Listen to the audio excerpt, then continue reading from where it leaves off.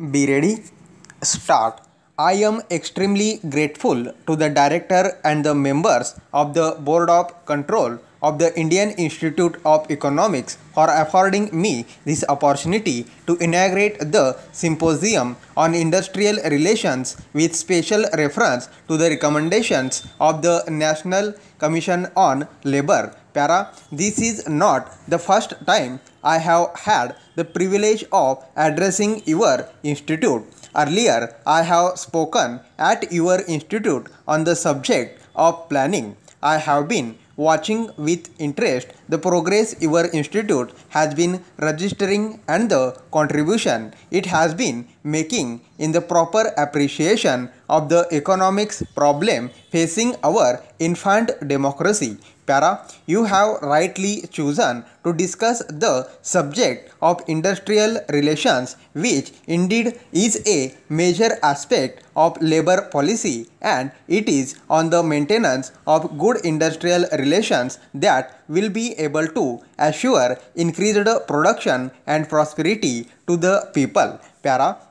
In fact, it is that forms of the basis on which the success of any concrete plan of action depends. The National Commission on Labour, after considerable study of the different aspects, submitted its report last year, and some of its recommendations are still being debated. It is therefore in the fitness of things that you should have organized this symposium.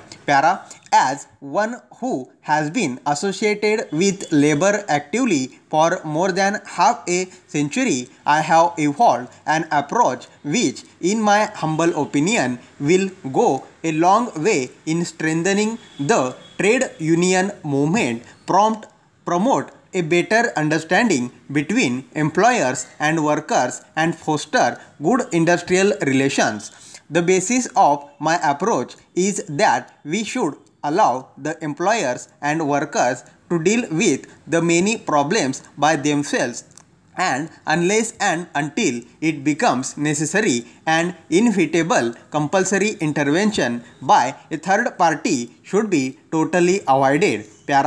An earnest trial of the policy of internal settlement of industrial disputes, giving freedom to the parties from the shackles of compulsory arbitration, restoring to them their self-confidence and responsibility, and inculcating in them a spirit of self-government should be the basis of this policy. Such a policy will, in the long run, pay full dividends in all sectors of industry and in all fields of employment.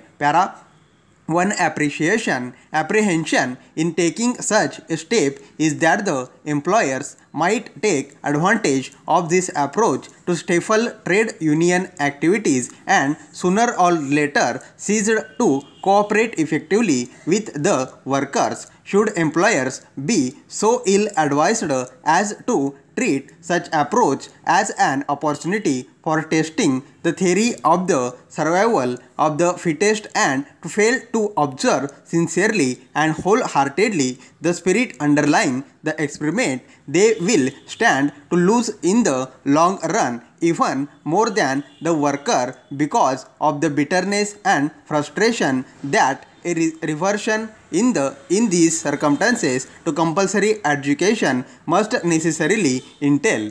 No one will then be able to predict what the consequences will be. Stop.